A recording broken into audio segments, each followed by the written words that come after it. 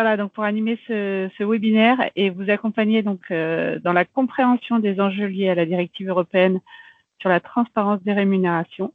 Donc on a le plaisir d'accueillir 3 experts du cabinet Korn Ferry qui vont pouvoir effectivement vous accompagner, vous donner les éclairages complets. Donc on a Yves Giordani, Marianne Chernia et Benjamin Angle. Je vous laisse présenter. Non, c'est Sébastien Maire, c'est ça, qui doit vous présenter. Excusez-moi. Je vous laisse vous présenter et puis dérouler votre... Oui. Peut-être avant de se présenter, l'idée c'était, comme vous le savez, on est assez présent auprès des entreprises de la filière automobile, Korn Ferry et toute l'équipe. On est un cabinet de conseil qui accompagne nos clients sur et des recrutements externes et tous les sujets d'organisation, toujours en lien étroit avec les enjeux talents. Et puis, lors d'un échange avec Charles Aronica, on a pensé utile de pouvoir vous parler de cette directive qui traite donc de la transparence des rémunérations. Et parce qu'elle marque un tournant majeur, en fait, pour les organisations et les entreprises, bien au-delà des obligations réglementaires. Donc, elle interroge sur les politiques salariales, sur les pratiques managériales, sur l'attractivité des métiers et finalement sur la relation de confiance entre les entreprises, les employeurs et les collaborateurs, et notamment sur les questions d'équité salariale. Donc aujourd'hui, pour la filière automobile, on se disait qu'il est dans un contexte de transformation industrielle, sociale et environnementale très fort, que vous connaissez tous très bien ici.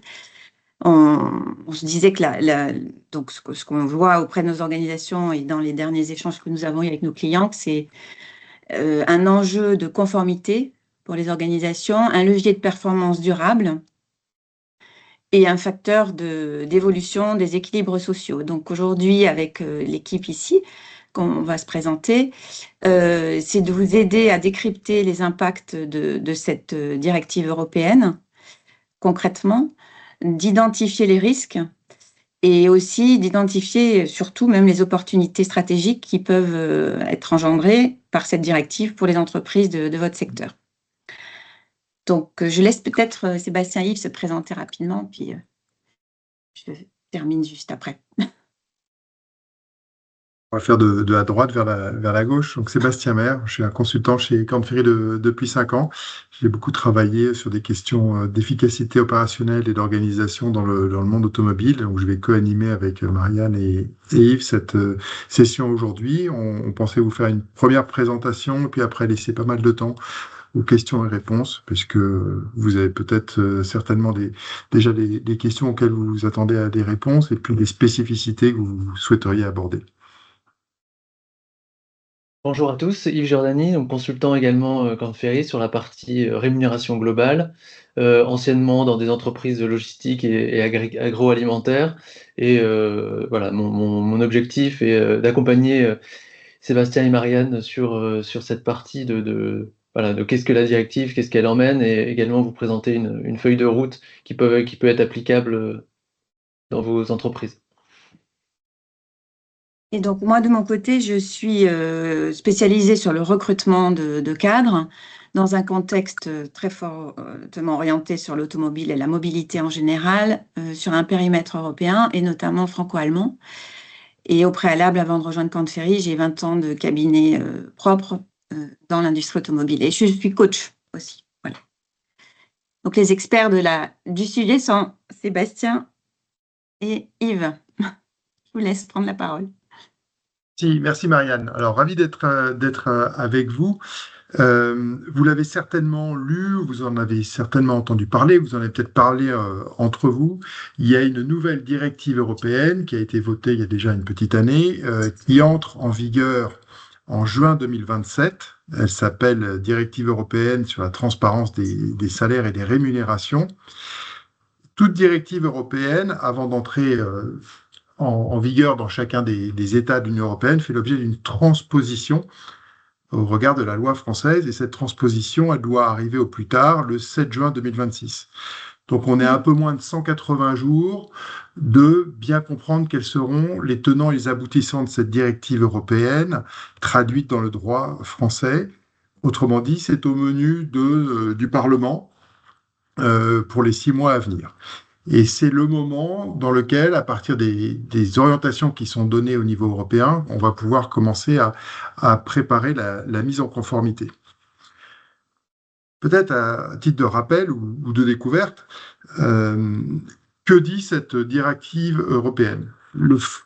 Les fondamentaux de la directive, c'est de garantir à travail égal un salaire ou une rémunération égale. Et il y a 3 obligations, en fait, qui accompagnent cette directive européenne. La première, c'est la transparence. La transparence, notamment au moment du recrutement et dans la vie de l'entreprise sur les rémunérations. La deuxième, c'est un droit à l'information. Les salariés ont le droit de demander à vérifier que pour un travail égal, ils sont dans une fourchette de rémunération égale. Et puis la troisième obligation, c'est une question de publication, autrement dit de reporting. À intervalles réguliers, il va falloir que les entreprises donnent de l'information qui sera publique sur la conformité à cette directive européenne transposée au droit français. On va regarder un petit peu plus dans le détail ce que ça veut dire. La transparence, ça veut dire que au moment où est publiée une offre d'emploi, il faudra communiquer le salaire ou la fourchette pas trop large sur la rémunération attendue. S'il y a les obligations vis-à-vis des entreprises, les employeurs ne pourront pas interroger les candidats sur le salaire actuel ou les salaires précédents. Et puisqu'il s'agit aussi de travailler, de parler de travail égal, il faudra être transparent sur les critères qui ont permis de dimensionner le poste et de lui rattacher un salaire. Ça, c'est première obligation en matière de transparence, notamment lorsque vous publierez des emplois en vue d'un recrutement. La deuxième obligation, c'est que les salariés vont avoir un droit à l'information. Autrement dit, tout employé pourra demander les niveaux de rémunération médians pour la catégorie de travail à laquelle ils appartiennent. On va rentrer un petit peu plus dans le détail de tout ça dans quelques instants. Et ces informations devront être fournies par écrit, par l'employeur, dans un délai limité de 2 mois. Pourtant, s'il y a un écart salarial inexpliqué de plus de 5%, l'entreprise aura l'obligation de réduire l'écart dans les 6 mois qui suivent la preuve apportée qu'il y a bien un écart, ou bien remener une évaluation de l'emploi pour démontrer qu'il est bien classé dans une fourchette ou dans un groupe de travail d'égale valeur par rapport à la rémunération qui est donnée à l'employé. Et puis la troisième obligation, c'est celle du reporting, de la publication sur les écarts de rémunération, notamment entre femmes et hommes, rémunération dans son ensemble, le salaire fixe, le salaire variable, les primes et tous les avantages sociaux qui sont accordés, avec un reporting qui est annuel, probablement tous les 3 ans pour les entreprises de plus petite taille.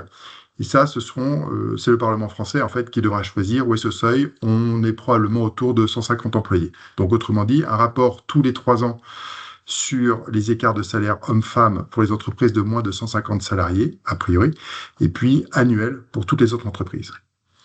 Donc ça, c'est à faire. Cette obligation, elle s'applique pour toutes les entreprises françaises, conformément au droit européen transposé à la France, et elle s'appliquera également dans les entreprises des autres pays de l'Union européenne, comme l'Allemagne, comme l'Espagne, et comme tous les autres pays qui sont membres de la communauté européenne, de l'Union européenne, pardon.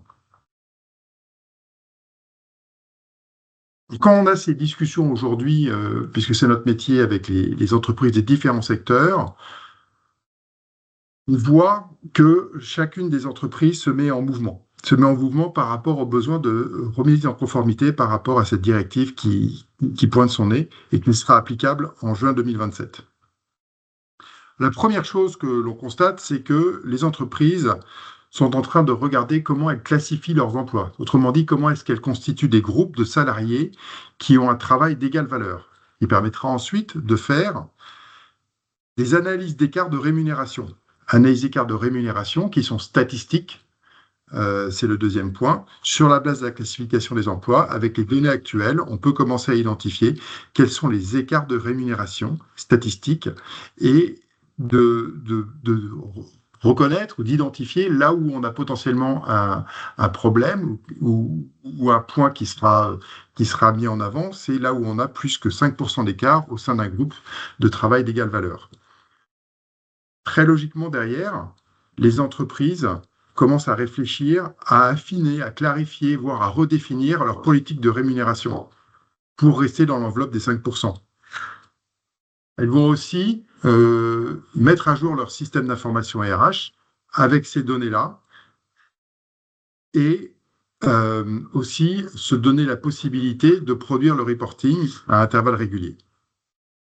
La conséquence immédiate pour les entreprises, c'est qu'il va falloir équiper les managers, équiper les responsables des ressources humaines, équiper les personnes en charge du recrutement avec des consignes claires pour bien suivre, d'une part, les obligations de la directive européenne, mais aussi pour être capable de répondre aux droits d'information que les salariés vont exercer dans certains cas.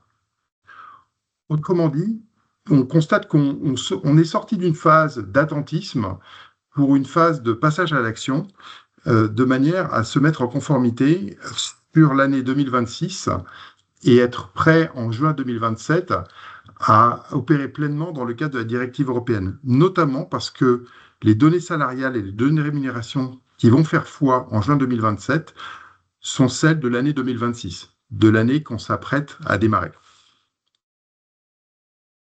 Donc, ce qu'on voulait vous proposer aujourd'hui, d'une part, c'est de bien comprendre les tenants et les aboutissants de la directive européenne, comme j'ai tenté de le faire à l'instant, mais aussi de vous expliquer quelle peut être la feuille de route pour se mettre en conformité dans les mois qui viennent. Et ça, je propose que Yves nous apporte un petit peu plus d'explications.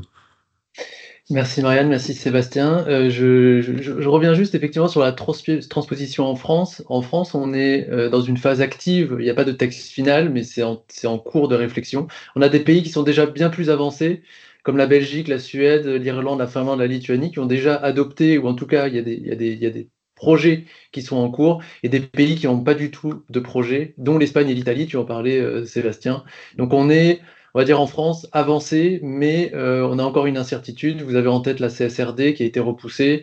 On ne sait pas exactement si...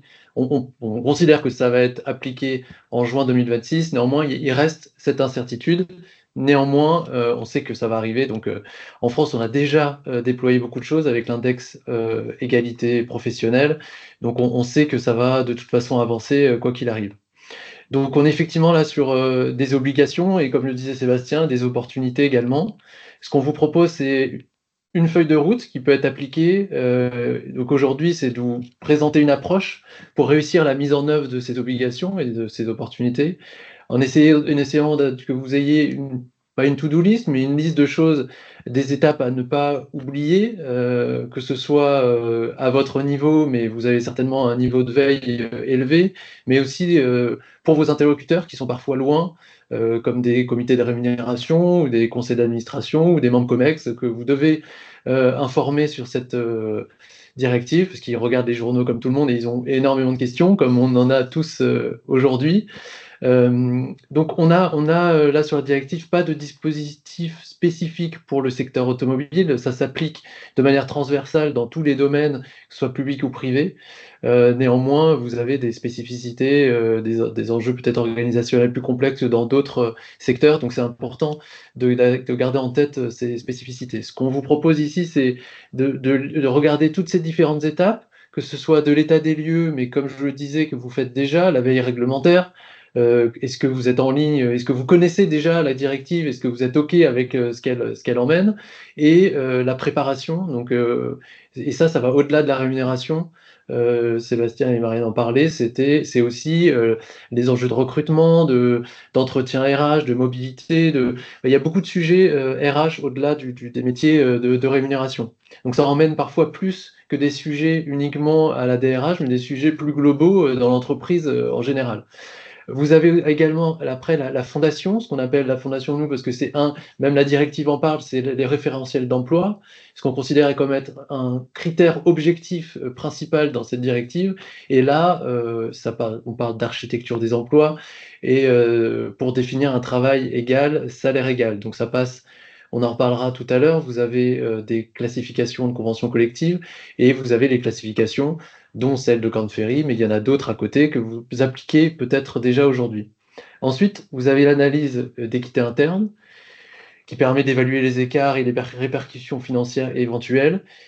Une stratégie qui va être impactée par tous ces éléments-là, on verra comment. Et ensuite, et ce qui est peut-être le plus prégnant, parce que je pense qu'on est, en tant qu'entreprise, tous le moins préparés, c'est comment communiquer au RH, ok, à la direction, ok, mais il y a les managers et il y a les salariés. Donc ça fait beaucoup de gens à emmener, donc il faut avoir tout ce chemin-là, il faut que tout soit suffisamment clair, excusez-moi.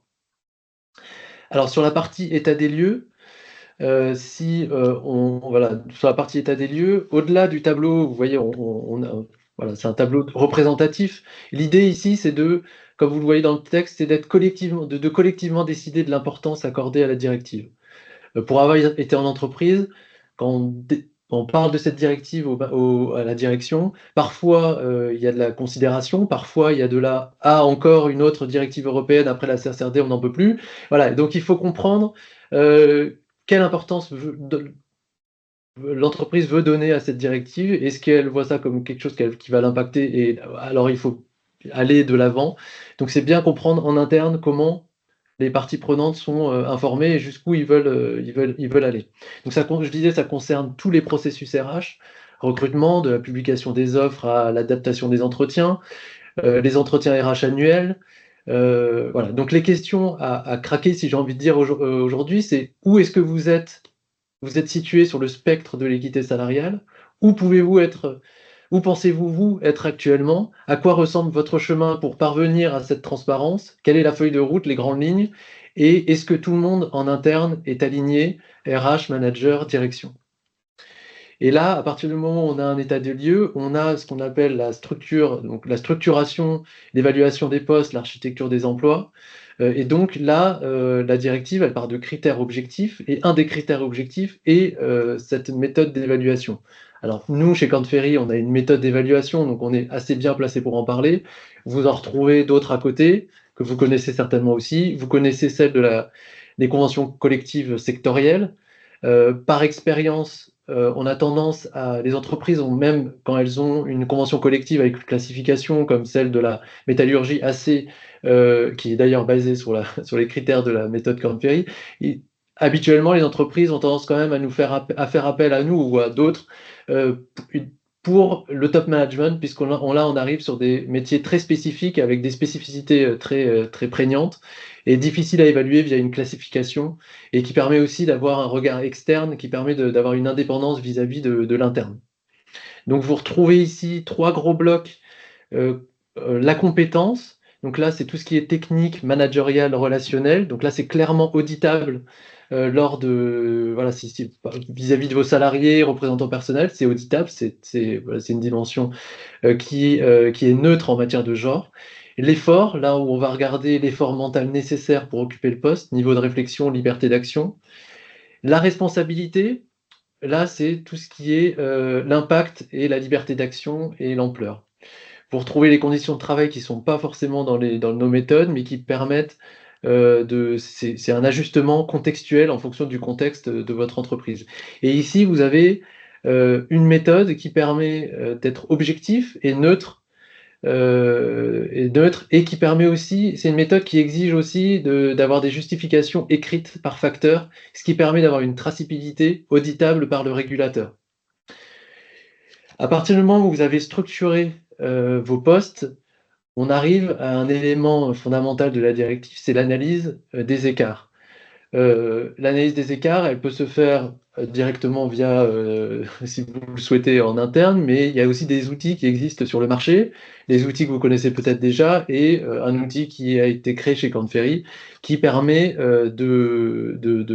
d'analyser les écarts et être en conformité avec la directive. Donc on appelle ça des analyses par régression multifactorielle, puisqu'on va intégrer différents critères objectifs pour justement voir le pourcentage de différence et activer et corriger si besoin.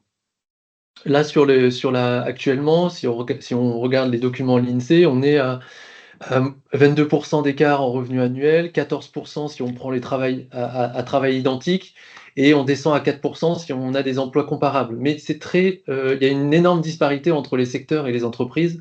Donc ce 4%, il est très fluctuant. Vous devez connaître ce pourcentage-là, et comme le disait Sébastien, vous avez finalement peu de temps puisque les reporting 2027 vont être basés sur les données 2026. Donc s'il y a des corrections à faire, c'est des corrections qui doivent être faites rapidement. Ici, l'objet, et vous le voyez, il y a écart non ajusté et ajusté, c'est de tester vos données salariales avec des critères objectifs. Ici, dans l'exemple à gauche, vous avez 12%. Il y a 4% en rouge qui seront toujours inexpliqués. Néanmoins, vous avez des pourcentages au-dessus qui sont expliqués par le grade, par l'expérience, par la performance. Et là, ces critères-là objectifs ne sont pas imposés par la directive. C'est-à-dire que on peut pas, je donne un exemple, si on vous disait vous devez intégrer la performance, il y a des entreprises qui elles ont un biais, c'est-à-dire que tous les managers donnent toujours 100%. Donc en fait, c'est un critère qui est pas discriminatoire. Donc c'est pas un critère qui sera forcément applicable pour cette entreprise. Par contre, peut-être que la seniorité ou peut-être la localisation pourra être un des critères. Donc là, ce sera à votre main de décider quel critère est le plus, mais il faut que ce soit un critère non sexiste, évidemment. Et donc, on arrive. Donc effectivement, ces outils-là et cet outil-là vous permet d'avoir une vue d'ensemble.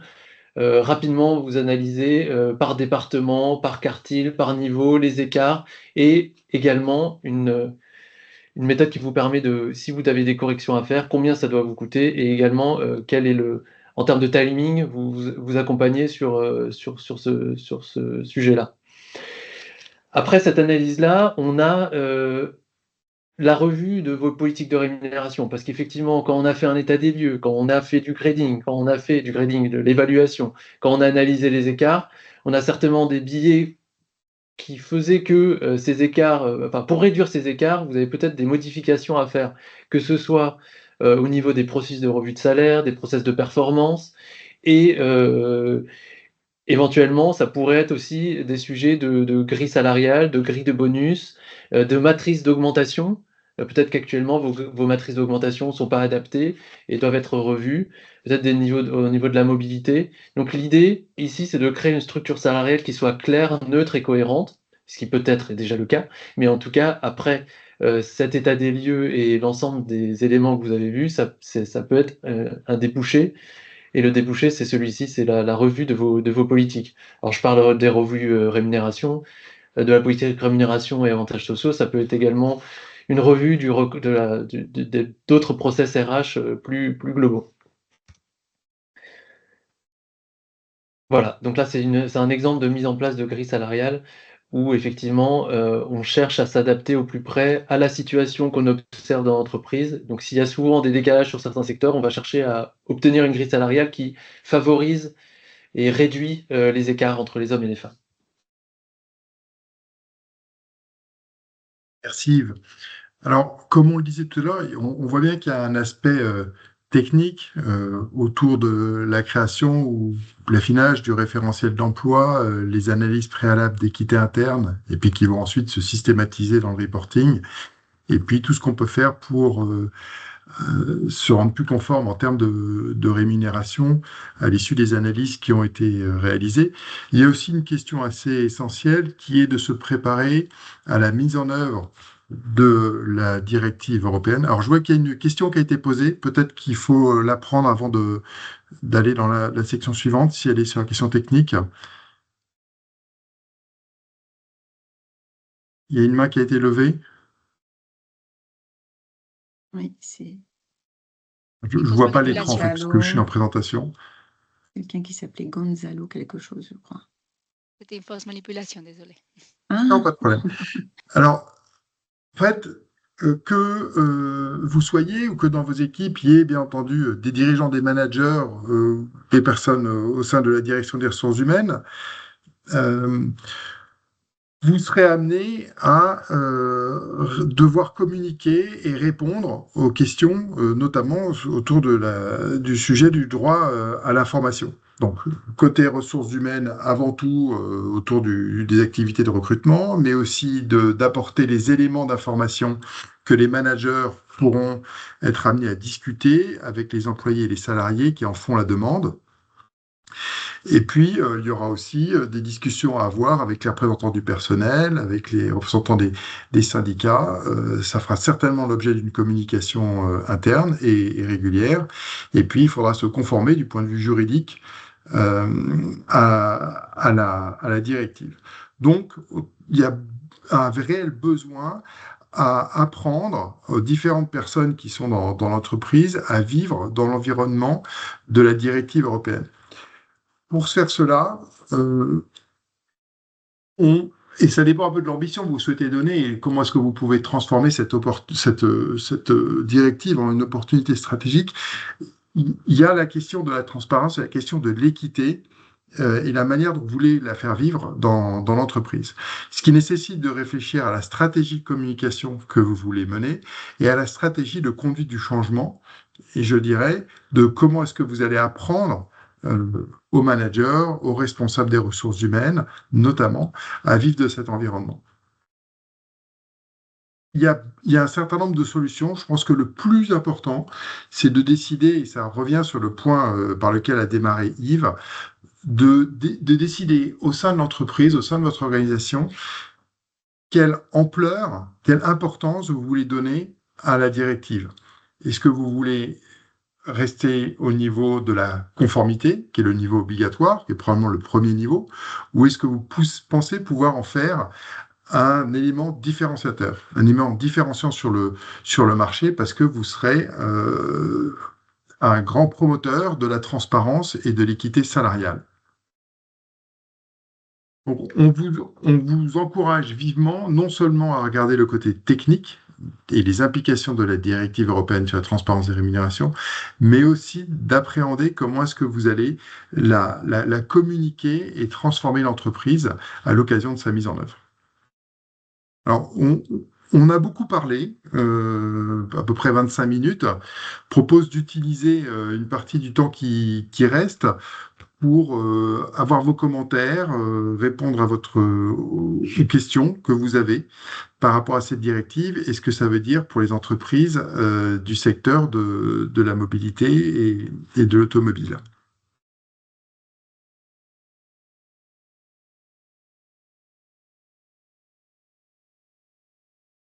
Je vais juste couper ça pour pouvoir vous voir.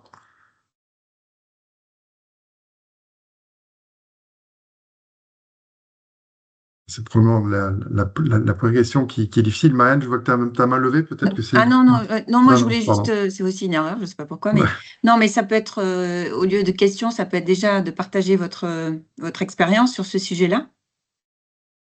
Est-ce que l'un d'entre vous a déjà été confronté, j'imagine, oui, à ce sujet?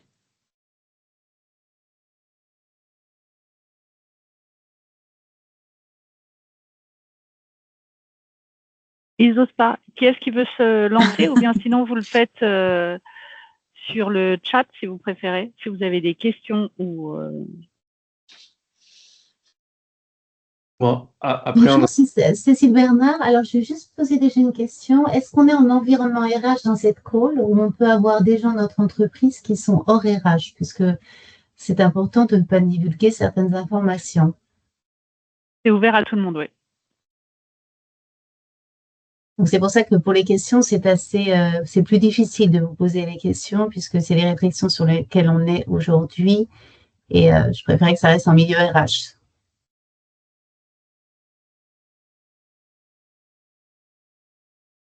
Bonjour, de notre côté, on fait bien partie du service RH. Merci. Bonjour.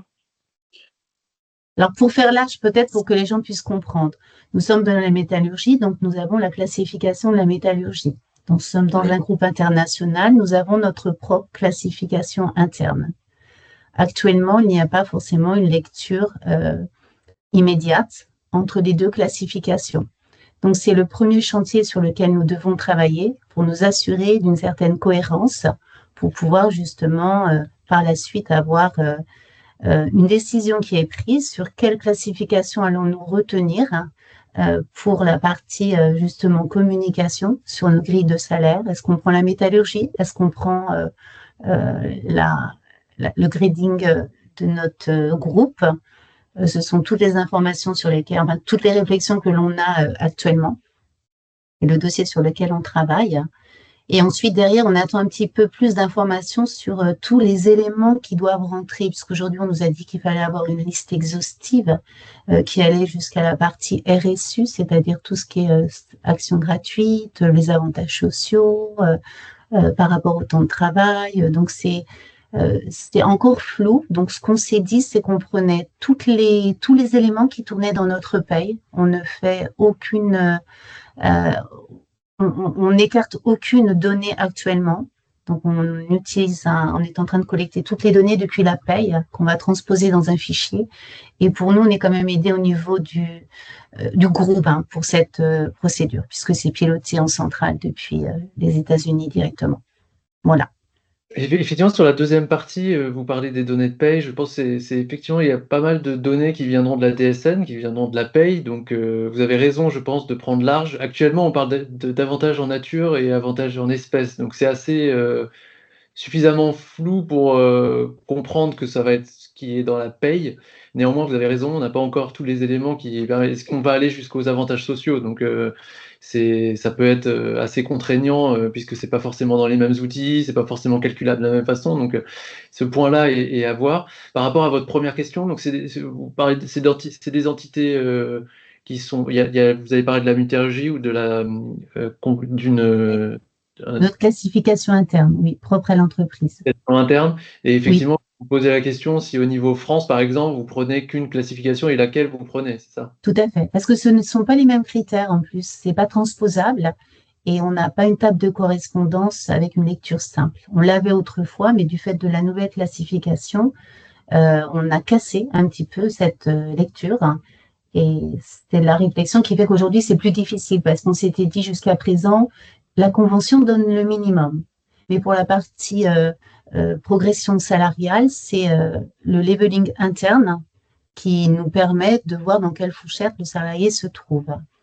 Mais là, le fait qu'on a cassé cette grille de lecture immédiate, c'est plus difficile. Il va falloir qu'on choisisse laquelle on prend. Parce que si un salarié se compare sur sa classification métallurgie, il aura de ce fait, si on va sur la partie leveling interne, pour la partie grille de salaire, on aura une déconnexion. On a une inconsistance entre les deux. Effectivement, et c'est vrai que les tables de correspondance sont parfois pas évidentes parce que vous avez, par exemple, à la métallurgie, le travail d'évaluation était fait d'une certaine manière et peut-être que l'autre évaluation par l'autre système a été fait d'une autre manière. Oui. Que ça n'est pas sur la même base. On peut considérer que le travail est assez proche, mais on n'a pas la certitude. Effectivement, c'est pour ça que quand vous avez multi-conventions collectives, il est préférable d'avoir une méthode d'évaluation en chapeau qui permet de s'assurer qu'il y a une cohérence sur l'ensemble. Mais effectivement, après, voilà, effectivement, c'est des réflexions en interne aussi sur le choix. Je comprends par votre explication, je comprends que l'évaluation groupe, c'est une évaluation externe. Il serait peut-être difficile d'appliquer la convention collective métallurgie pour une autre convention collective ou Alors nous, on n'a que la convention de la métallurgie, mais simplement ce qui est reconnu dans le groupe, c'est que le Global Grading System du groupe, mais les critères n'étant pas les mêmes, je dirais que la pesée de poste, elle est juste sur les deux classifs, mais la seule chose, c'est qu'on mesure pas les mêmes, on n'a pas les mêmes critères. Donc, vous voyez, il y a par exemple une question sur le scope qui va être plus prenant dans une classification que dans l'autre. Donc, ce qui fait qu'on n'arrive pas à la même pesée de poste au final et avec le même, on va dire, poids du poste dans l'organisation selon les critères qui ont été retenus. Après, c'est vrai que la directive n'impose pas de reporting consolidé au niveau du groupe. Donc, effectivement, chaque entité produit ses propres données. Donc, vous pourriez faire effectivement le choix ou l'autre. Mais en tout cas, après, ça dépend si au niveau du groupe, vous voulez pouvoir consolider, même si ce n'est pas une obligation.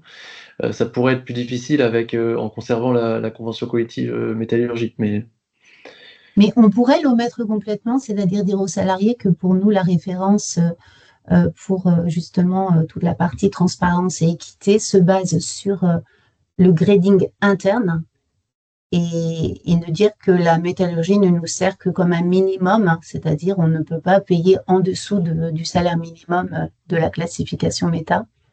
Oui, oui, c'est tout à fait.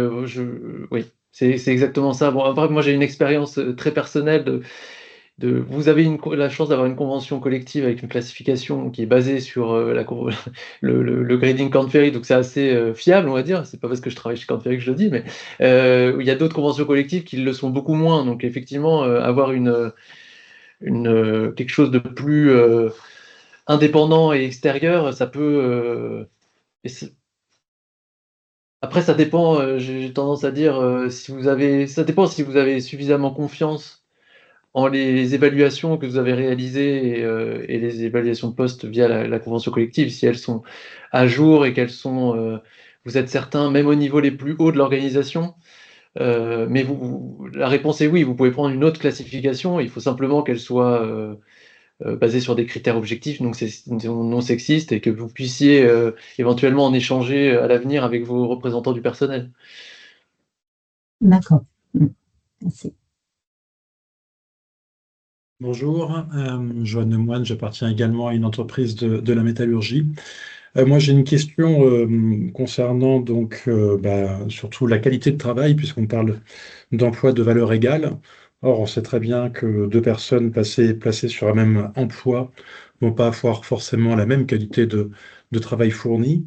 Et je voudrais avoir vos préconisations sur la manière dont on peut différencier justement deux salariés, un qui accomplit avec beaucoup de satisfaction son travail, et puis un qui l'accomplit avec une moindre satisfaction. Qu'est-ce qu'on peut mettre en place qui pourrait permettre donc de justifier ces écarts de rémunération entre deux salariés, on va dire qui remplissent donc le même emploi et puis grosso modo les mêmes critères d'expérience, de classification, d'ancienneté dans l'entreprise. Alors je suis sûr que Yves va compléter avec des éléments très, très précis, mais il y a un certain nombre de critères imposés, puis vous pouvez aussi apporter vos critères, comme notamment le critère de la performance.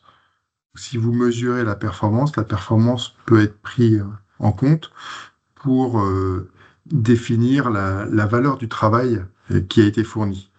Donc, au-delà des compétences, au-delà du niveau de responsabilité, au-delà du niveau de complexité.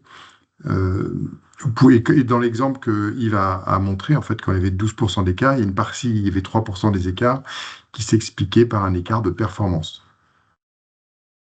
Et comment on peut faire pour objectiver justement cette performance? Qu'est-ce qu'on peut mettre en place?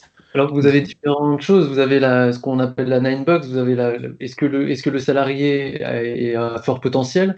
Je ne sais pas si vous avez. Alors, ça passe aussi par ça dépend du SIRH que vous avez. Il y a des SIRH qui seront assez avancés et qui permettent, lors des évaluations et des entretiens annuels, d'intégrer cette donnée potentielle qui permet déjà de différencier une personne d'une autre.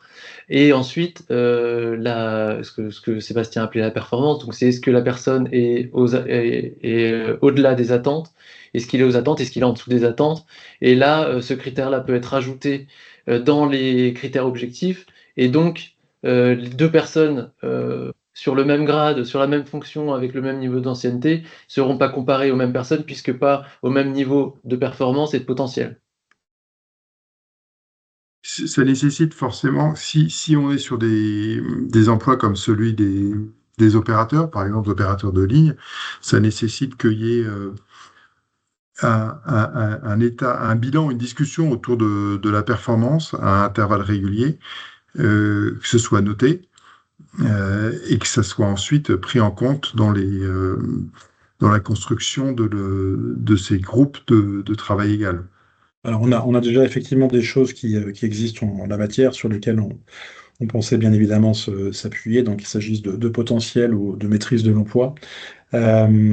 Simplement, ces éléments sont appréciés dans le cadre des People Review qu'on mène régulièrement et sont plutôt sur un instant T, en l'occurrence, c'est-à-dire que effectivement, on peut avoir un potentiel qui va être fort à un moment donné. On peut aussi évoluer sur un poste, tenir un nouvel emploi. Sur la maîtrise de l'emploi, c'est pareil. Effectivement, elle est évolutive aussi dans le temps. Donc là où effectivement on n'a pas encore abouti notre réflexion, c'est comment on peut mettre en place un système finalement qui s'appuie sur une appréciation qui soit pas une photographie à un moment donné, mais qui puisse s'appuyer sur un historique quelque part de maîtrise d'emploi ou de potentiel ou d'autres critères, effectivement, si vous avez d'autres choses sur lesquelles on peut s'appuyer. Moi, je suis preneur aussi des idées qu'on peut avoir et qu'on pourrait mettre en place qui permettent d'objectiver, encore une fois, ces écarts de rémunération. On a vu des entreprises prendre dans leurs outils l'historique de la performance sur plusieurs années, la durée dans le poste précisément. On dit, la directive vous laisse une certaine latitude, pour peu que vous ayez les informations historiques que vous souhaitez intégrer. Donc, il faut avoir une traçabilité, bien évidemment, de ces évaluations, un système qui soit assez robuste en la matière. C'est pour ça que vous renvoyez au SIRH. Oui, que vous puissiez aussi en discuter assez sereinement avec des représentants du personnel éventuellement, puisque ce sera quelque chose qui va être regardé. Après, dans les analyses d'écart, on va dire que s'il devait y avoir une pondération, tout ça c'est assez technique, mais le grade et la fonction sont quand même les éléments. C'est pour ça qu'on parle de fondation, c'est plutôt les éléments qui sont ce qui est le plus techniquement et objectif. Et après, tous les autres éléments vont être là pour ajuster et pour s'assurer que, là, vous parlez d'une personne qui peut-être est largement à l'attendue dans le poste et une autre qui ne l'est pas. Habituellement, il y a quand même 20-30 personnes dans le même périmètre ou 50, et du coup, c'est 5%.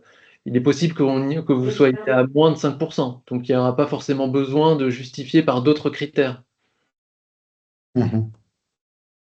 C'est une évaluation à faire. Si vous êtes toujours au-delà des 5%, évidemment, il faudra trouver d'autres critères objectifs pour expliquer la différence. Et donc, ça veut aussi dire que votre politique actuelle et grille salariale est en décalage, puisque vous recrutez sur le même poste des gens qui vont être plus ou moins payés. Donc, il y a un sujet peut-être au niveau du recrutement, sur les grilles de recrutement, et tout l'intérêt aussi vous allez devoir divulguer des fourchettes de salaire. Donc, ça va dans le temps réduire, mais en attendant, vous avez le cas actuel, et le cas actuel, il faut le traiter. Donc ça peut être aussi... l'idée, c'est aussi de ne pas avoir 15 critères objectifs, parce qu'en termes de gestion au quotidien et d'explication, ça va être assez lourd. Donc il faut trouver les critères qui sont le plus fiables.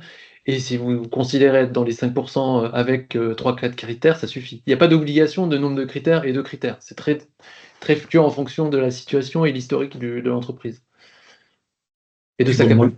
Je n'ai pas encore procédé à l'analyse de l'ensemble de nos rémunérations en fonction des critères qu'on a déjà en place, mais 5%, c'est pas énorme quand même comme écart de rémunération. Donc, si on prend juste les différences qui peuvent se faire au travers des augmentations individuelles sur plusieurs années, on peut vite être au niveau de 5%. Est-ce qu'en volumétrie, vous, dans ce que vous avez donc constaté, analysé, j'entends que c'est plutôt un nombre de personnes qui reste gérable, qui reste pas sur une volumétrie trop importante? Alors, déjà, un point à préciser qui est un peu. C'est vrai que nous, en termes de rémunération, on a l'habitude de parler en médiane. Je fais juste une parenthèse. Dans les reportings qu'on va demander, on parle de médiane.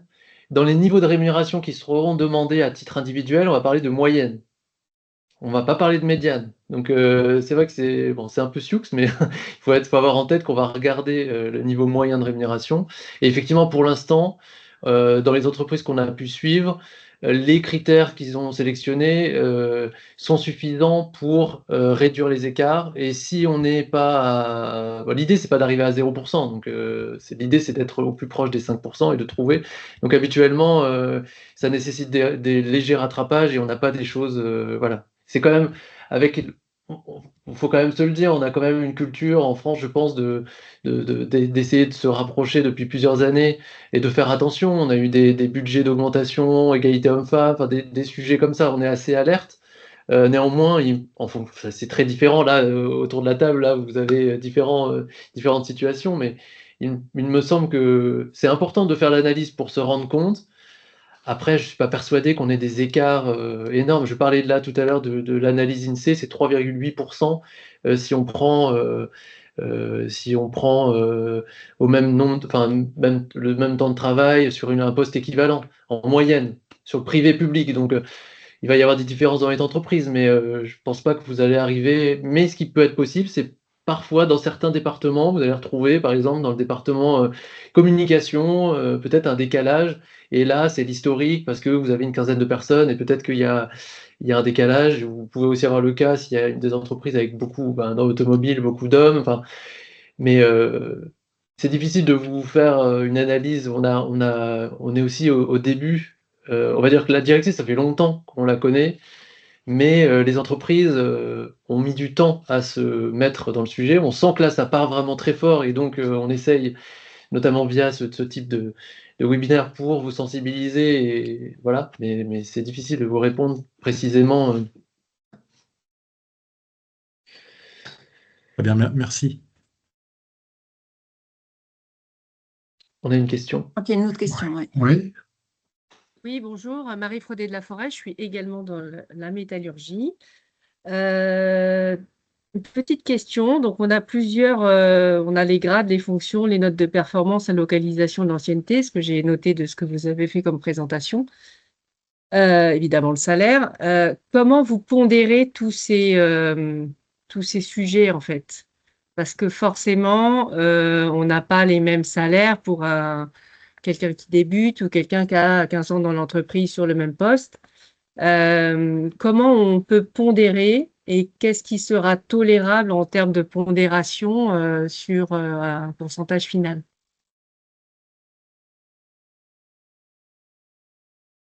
Ton micro est coupé, Yves. C'est sur mute, Yves, ouais. Pardon, excusez-moi. Je suis là. Quand vous parlez de pondération, vous parlez de par critère, c'est-à-dire est-ce qu'on prend plus un critère qu'un autre? Qu'est-ce qu'on peut mettre comme poids? En fait, oui, effectivement, sur un critère ou sur un autre, puisque même si on a le même emploi dans la métallurgie, oui, effectivement, on a maintenant une classification très, très claire depuis 2024. Néanmoins, je pense qu'en fonction des notes de performance, de l'ancienneté, on devrait pouvoir pondérer la note, la rémunération finale, on va dire. Effectivement, ça va être. Alors après, là, on parle d'un outil. Je ne suis pas informaticien de formation, mais effectivement, on a dans l'outil, quand vous rentrez tous les critères, il va créer des groupes finalement de personnes en fonction de tous ces critères-là et vérifier si avec par groupe, s'il y a plus ou moins 5% de différence. Et habituellement, c'est là où on retrouve moins de 5%. Parce que quand vous prenez le grade, la fonction, donc la fonction c'est intéressant parce que forcément un même grade dans le département communication ou dans le département M&A par exemple, ça va pas être le même niveau de rémunération. Donc grade, fonction, ancienneté, là, comme dans la directive, elle impose d'intégrer tout ce qui est prime d'ancienneté, etc. C'est intéressant parce que finalement, vous allez retrouver, vous allez pouvoir segmenter aussi par rapport à ça. Localisation, si vous payez différemment, là, vous allez retrouver des groupes. Donc cette pondération, elle se fait, vous allez comparer finalement des personnes qui sont comparables. Donc après, s'il vous reste un écart, c'est peut-être, ça fait partie de cet écart inexpliqué. C'est simplement une personne qui a été recrutée plus bas parce qu'elle n'a pas négocié, ou enfin, ça peut être plein de raisons différentes. Et à ce compte-là, il y a peut-être nécessité de faire un rattrapage. Et vous parlez de localisation, on a le droit, entre guillemets, de payer de façon différente des personnes, région parisienne ou province ou choses comme ça, ou c'est pas autorisé? Chez Michelin, par exemple, j'ai participé à l'époque, quand j'étais en entreprise, à une présentation du Cercle Magellan, pour pas les citer. Et effectivement, il parlait pas de rémunération, enfin, il parlait de transparence et il parlait plutôt de salaire décent à l'époque, le salaire living wage. Et il parlait justement de différenciation entre Clermont-Ferrand et Paris. Et c'était clairement dit qu'ils comparaient pas des salariés. Donc oui, c'est clairement. Mais encore une fois, il faut que ce soit objectivement clair. Si vous dites bah, c'est entre Paris et une autre, voilà, si c'est basé sur des choses objectives, oui. Merci. Encore... oui. Serena. Oui, bonjour. Serena, moi je suis dans la plasturgie et c'est une entreprise de moins de 250 personnes en France, donc pas concernée exactement par les mêmes choses. Moi je me pose deux questions sur déjà le travail de même valeur, enfin jusqu'où on entend même valeur. Alors j'ai pas beaucoup encore travaillé sur le sujet, mais est-ce que par exemple on doit comparer, je sais pas moi, le DRH avec le DAF, avec le directeur logistique, bon je prends les plus hauts, enfin jusqu'où on va en fait. Enfin, jusqu'où va la même valeur qu'on considère? Je sais qu'il y a les pesées de poste, mais bon, néanmoins, on a des métiers différents et doit-on comparer le directeur informatique avec le DRH? J'en sais rien, par exemple. Et ma deuxième question, un peu basée sur le système de l'index égalité homme-femme, y a-t-il une neutralisation si, par exemple, il n'y a que 2 personnes sur un poste ou un même métier, justement? Enfin, comment ça se passe en termes de nombre minimum dans les catégories et tout ça? Voilà, mes deux questions. Alors sur la première, et je recherche la deuxième parce que j'ai vu ça dans la directive, mais si je le retrouve pas, je vais vous répondre. Sur la première, effectivement, si on prend la fonction, vous allez pouvoir distinguer justement le grade. Vous pouvez avoir un directeur financier, un directeur IT ou un DSI au même niveau. Néanmoins, si vous prenez la fonction, si vous prenez le département, ça pourra déjà segmenter. Et effectivement, vous avez raison, on peut pas comparer. Alors après, à la fois, on peut pas comparer. Si vous l'avez évalué au même niveau de responsabilité et d'impact et de contribution dans votre entreprise, on peut considérer qu'ils apportent et ils contribuent la même chose, au même niveau. Néanmoins, afin d'éviter d'avoir des... Parce que, évidemment, je repars toujours, je suis désolé pour cet exemple-là, mais si vous prenez un directeur communication qui est au même grade qu'un directeur plus opérationnel dans une entreprise automobile, peut-être qu'il aura forcément un salaire plus élevé, en tout cas le package global sera plus élevé. Et donc, si vous le comparez les deux, au même grade, vous allez avoir une différence, mais si vous coupez la fonction et en plus d'autres éléments, vous allez pouvoir les positionner, les pouvoir. Donc, je ne sais pas si ça répond exactement à la question.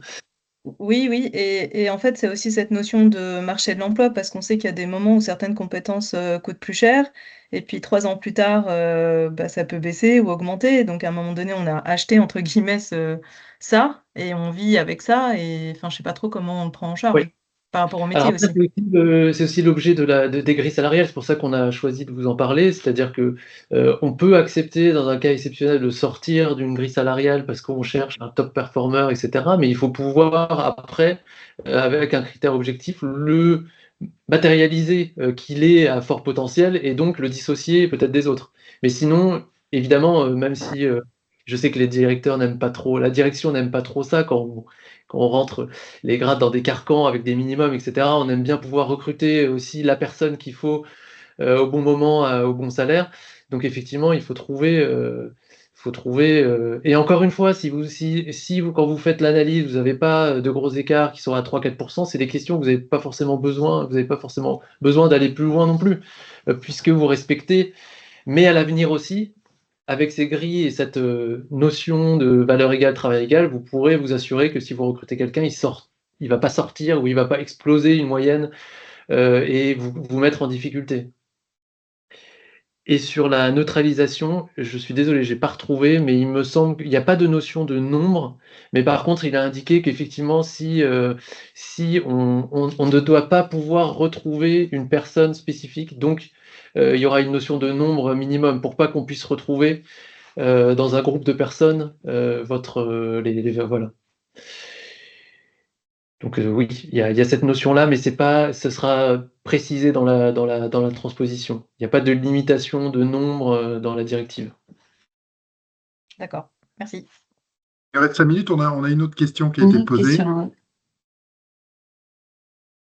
Bonjour, donc je suis Madame Benahita Sadit, je suis dans le secteur de la métallurgie. Alors moi j'avais plus une question technique, parce que vous parliez d'outils. Alors est-ce que c'est comme l'index où on a un outil mis à disposition qu'on doit renseigner?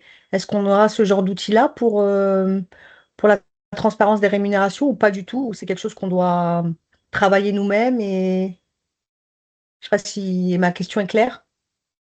Si, c'est très clair. Je sais pas si tu veux répondre ou je peux répondre. Il y a pas de... Vas-y. Effectivement, alors au niveau de l'index égalité homme-femme, c'est effectivement tout ce qui est outils proposés par le législateur, le régulateur, etc. Ça, c'est vraiment à part. Là, il n'y aura pas d'outil qui permettra de faire de l'analyse. Il vous permettra de rentrer les informations pour la partie reporting, peut-être lié directement avec la DSN, etc. Mais là, on parle d'un outil qui est externe et qui permet, en chargeant vos données actuelles avec tous les critères dont on a parlé, avec tous les agrégats de rémunération, de faire les analyses qui vous permettent de savoir si vous êtes bien positionné ou pas, et qui permet même d'aller à la personne, c'est-à-dire que vous pouvez faire des analyses globales par pays. Ça peut être, si vous avez multi-pays, vous pouvez faire par pays, par entité, par pays, par groupe d'entités, et vous pouvez faire par personne dans son groupe. Donc, ouais, mais ça, on aura quand même, en fait, il faudra qu'on charge nos données. Mais ça, c'est un outil externe qui est payant. C'est pas... Ah oui, d'accord, voilà, c'est ça, d'accord, oui. ok. Oui, pardon, je suis pas allé. C'était ce que je pensais bien comprendre. Non, il n'y a pas de souci, j'ai bien compris. Mais c'est des outils, voilà, pour être totalement transparent, on est Korn Ferry, il y a un outil, mais il y a d'autres outils. Voilà, c'est quelque chose. Il faut vous équiper. Oui, c'est ça. Voilà, j'ai bien compris qu'il fallait qu'on s'équipe. Ok. Oui, exactement. Mais c'est pas offert par. Non, je n'en doutais pas. Hein. Non, mais je veux dire, c'est pas proposé par le. En Suisse, par exemple, je crois qu'il y a un outil qui a été mis à disposition, en fait, et qui est un outil à suivre en fait, pour le reporting. Bon, d'accord, ok. C'est pas le cas, a priori. Donc, je vous remercie.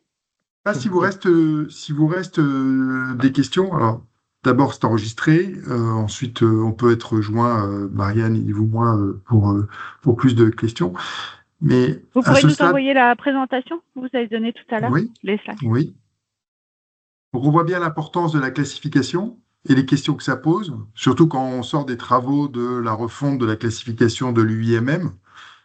Qu'on n'appartienne ou pas à un grand groupe. Hein. Il y a déjà 2 classifications a priori qui peuvent exister dans certains cas.